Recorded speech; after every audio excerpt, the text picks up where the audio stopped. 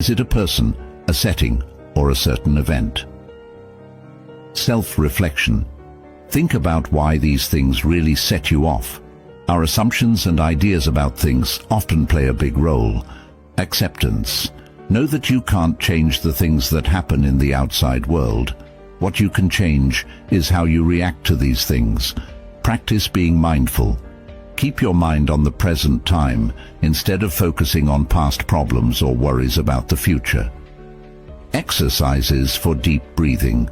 When you feel angry, do exercises for deep breathing to calm your mind and body. Pause and think. Before you respond, stop and think about what will happen if you do something. Change your point of view.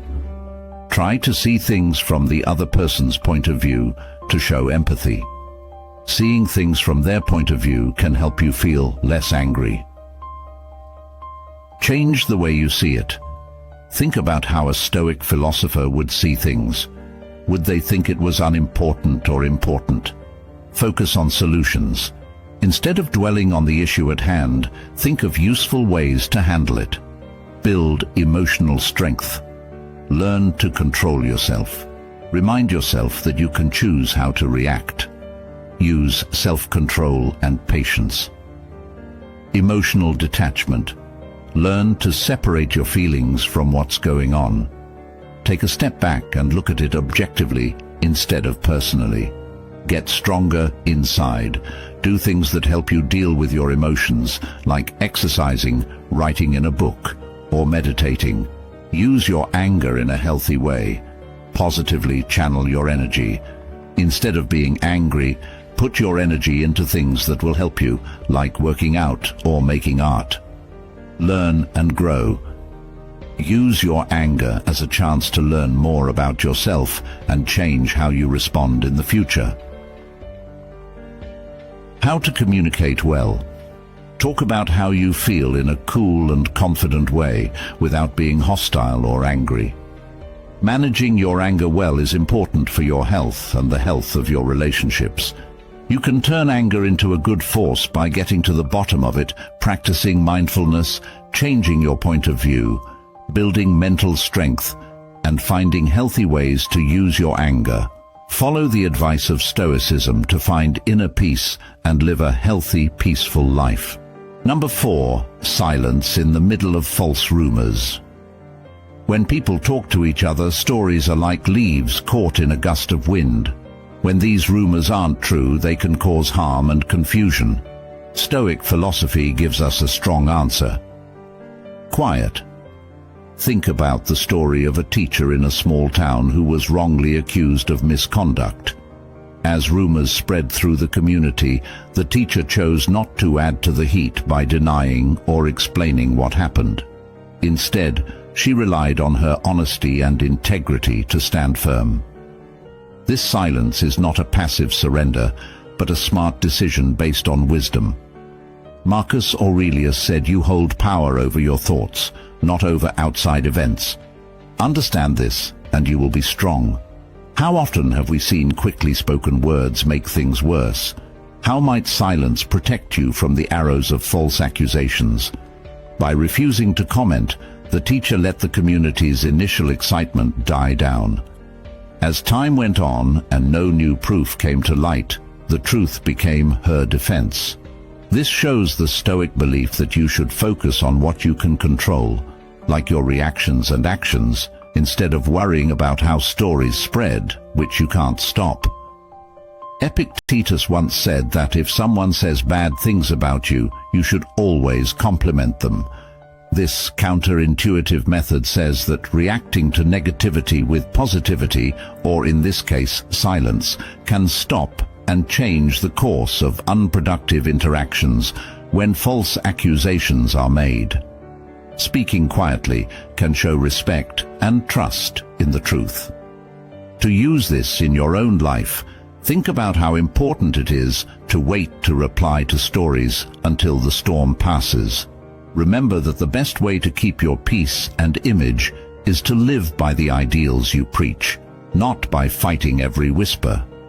In these kinds of situations, staying quiet isn't just a way to protect yourself. It's also a way to show your dedication to Stoic principles. So, as you deal with the difficulties of personal and professional relationships, let Stoic silence lead you through the chaos of false rumors, finding in it the way to a peaceful, happy, and successful life. Number 5. How to deal with loss.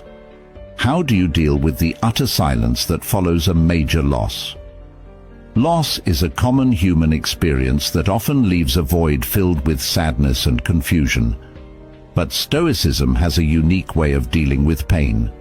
For example, C.S. Lewis, a famous author who wrote about his grief after losing his wife in the book A Grief Observed, says, "The pain I feel now is the happiness I had before." This is a very Stoic way of thinking. Stoics believe that our experiences are part of a bigger natural flow of life, and that loss and love will always go hand in hand. Seneca, a famous Stoic philosopher, has a lot to say about this subject. The day we worry will be our last is actually the birthday of eternity. How might your response to loss change if you see it as a shift instead of an end? What might you gain by accepting the silence that comes after loss? Giving yourself time and room to think and heal after his death, Lewis didn't try to fill the silence with explanations or distractions. Instead, he used it to deeply explore his thoughts and feelings, showing the Stoic belief that hardships can be used for personal growth.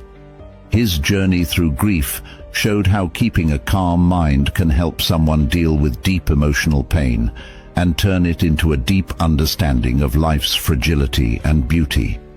Silence after a loss isn't a way to hide or deny what happened. It's a way to give yourself time to relax, think, and move on. Find meaning beyond the pain you're feeling right now. This means letting your feelings run their course without causing a forced end. Think about how you've dealt with losses in the past. How could the Stoic practice of reflective silence help you in future times of grief? How might this method change not only your own healing, but also the healing of those around you? Please share your thoughts and experiences with loss, as well as how Stoic practices may have affected your path. What lessons have you learned, and how has silence helped you get better? Let's talk about it and get better in the comments below. One of the hardest things in life is dealing with death. It's hard to deal with grief and sadness when you lose something important in your life, like a loved one, a job, or a big chance. Stoicism, an old theory started by Zeno of Citium in Athens, gives us timeless advice on how to deal with these hard times. Taking a Stoic view can help us be strong and at peace, even when we've lost something very important. Recognize and accept how you feel. It's important to understand and accept the feelings that come with losing someone. Stoicism teaches us that feelings are normal reactions